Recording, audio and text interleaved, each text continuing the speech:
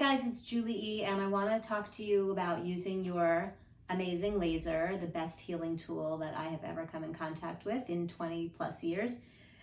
Star is the cool way to say start, so you push star to turn it on, and it comes with a beep. As soon as the program's over, it beeps. A lot of people like that because they put it behind them, and when it beeps, they go, oh, I should set it and move it to another place.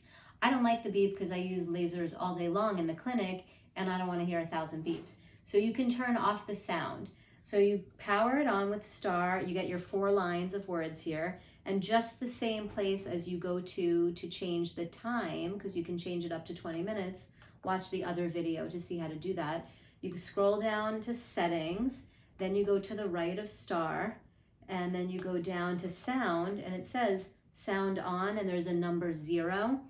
You go to the right, and at the top it will say editing settings, and you just turn your sound from, yours would say 1 because you had the sound on, so it could be on 1 or 0, and then I'm going to put mine back on 0, and then you back out of it. There's no enter, you just go backwards. You hit to the left of the star till you come to your 4 lines, and you go back up to launch, and you power the laser on.